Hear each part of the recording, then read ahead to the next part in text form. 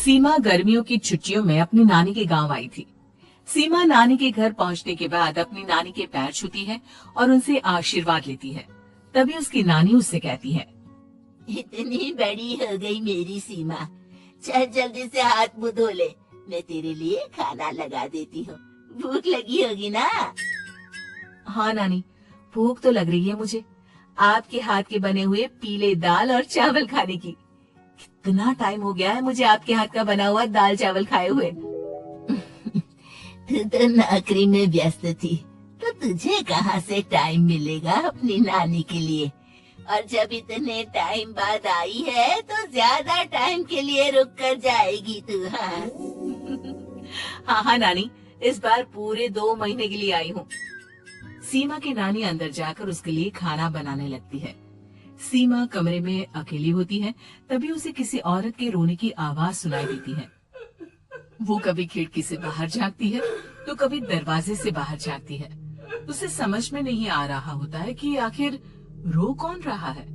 तभी नानी खाना लेकर आ जाती है। वो अपनी नानी से कहती है, नानी, कोई औरत रो रही है क्या? मैं जब से यहाँ आई हूँ तब से मुझे यहाँ किसी औरत की रोने की आवाज आ रही है। हे भगवान, कहीं ये वही तो नहीं? बोलो ना नानी। अरे कोई नहीं रो रहा, ये तेरे मन का वहम है। और तू ना अब खाना खा ले, ज्यादा यहाँ वहाँ की बातों में ध्यान मत दिया कर। जल्दी से खाना खा और फिर मेरे साथ आ जा मेरे कमरे में, दोनों बैठकर खूब सारी बातें करेंगे। ऐसे ही अगले दिन सीमा अपनी नानी के साथ गांव के बाजार जा रही होती है। उसी रास्ते में फिर से किसी औरत के रोने की आवाज आती है। वो अपनी नानी से कहती है, अरे नानी, क्या सच में तुम्हें अभी भी किसी औरत के रोने की आवाज नहीं सुनाई दे रही? मुझे किसी औरत की बहुत बुरी तरीके से रोने और चीखने की आवाजें आ रही हैं। मैं बहुत परेशान हूँ नानी, आखिर ये कौन है? मुझे लगता है कि सीमा को शहर भेज देना चाहिए, यहाँ रहना उसके लिए ठीक नहीं। नानी बोलो ना, आप चुप क्यों हो जाती हो? सीमा, तू घर चल, मुझे तुझसे बहुत जरूरी बात करनी है। नानी सीमा को घर ले आती है और सीमा से कहती है, सीमा, कल सुबह तू शहर वापस चली जाएगी। अरे अचानक? आखिर क्या बात है नानी, आप मुझे ऐसे जाने को क्यों कह रही हो? मैं बस जो कह रही हूँ उस पर ध्यान दे। तू कल सुबह यहाँ से चली जाएगी, और ये बात मैं कोई मजाक में नहीं बोल रही। तू कल जाएगी तो मतलब जाएगी। अरे नानी, चली जाऊंगी मैं, ठीक है, पर आखिर बात क्या है ये तो बता दो। मम्मी से कोई बात हुई है या फिर मुझसे कोई गलती हुई है जो तुम मुझे अचानक से जाने के लिए बोल रही हो? देख सीमा, रात बहुत हो चुकी है और मुझे इस बारे में कोई बात नहीं करनी। चल, अब चल के मेरे साथ सो जा। सुबह की बस पकड़कर तुझे शहर भी तो जाना है। सीमा को अपनी नानी का ऐसा व्यवहार देखकर बहुत ही अजीब लगता है। उसे कुछ समझ में नहीं आ रहा होता है कि आखिर उसकी नानी उसे अचानक से गांव छोड़कर जाने के लिए क्यों कह रही है। ये सारी बातें सोचते सोचते सीमा की आंख लग जाती है और वो अपनी नानी के साथ सो जाती है। ऐसी ही आधी रात को सीमा को फिर से किसी औरत की रोने की आवाज सुनाई देती है। वो उस औरत की आवाज सुनकर बार बार करवटें बदल रही होती है और तभी उसे सपने में भी एक अजीब सी औरत की परछाई दिखाई देती है, जो इतना चीख चीख कर रो रही होती है कि सीमा डरकर उठ जाती है। वो पूरे पसीने पसीने हो रही होती है। वो अपने आसपास देखती है तो घर में बिल्कुल शांति का माहौल होता है। सीमा घबरा जाती है।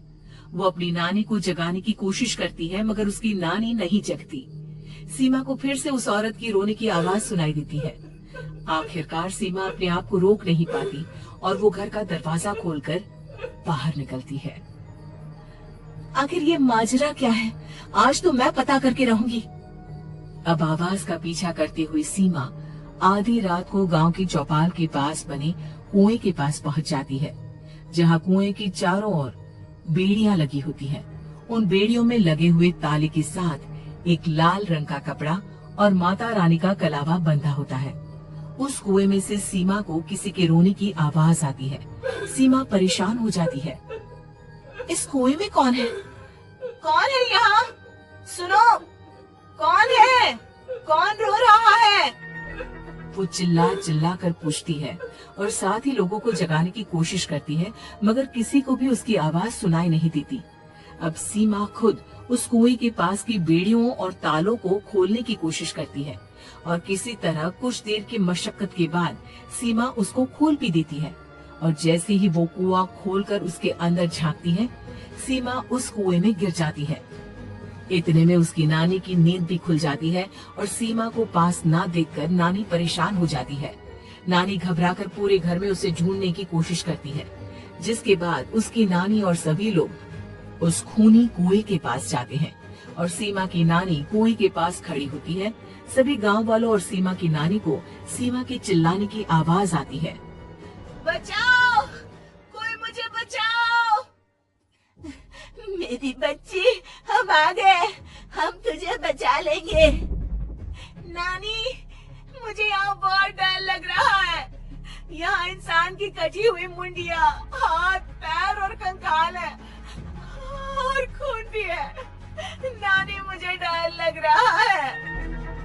आप सब मेरी मदद कीजिए, नहीं तो ये खूनी कुआं मेरी बच्ची को भी खा जाएगा।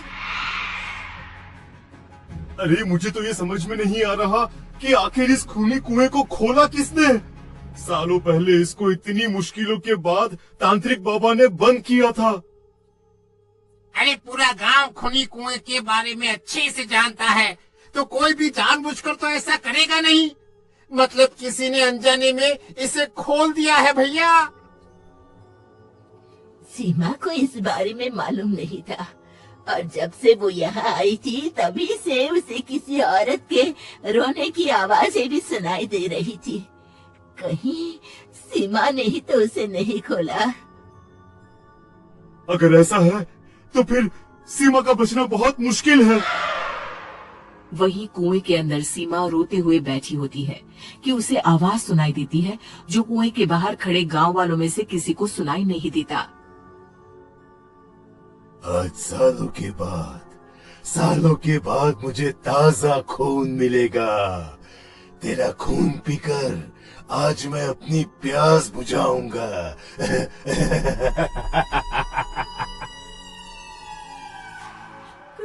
कौन है? मत मारो प्लीज, मुझे जाने दो प्लीज। मैंने किसी का क्या बिगाड़ा है? वो तुझे मरने के बाद पता चल ही जाएगा। जितने में गांव वाले और सीमा की नानी कुछ सोच पाते, उतने में उन्हें सीमा के चिल्लाने की आवाज आती है और अगले ही पल सब शांत हो जाता है। क्या हुआ? सीमा, मेरी बेटी।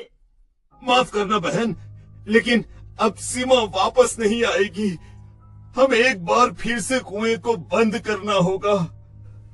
गांव वाले तभी तांत्रिक को बुलाकर लाते हैं।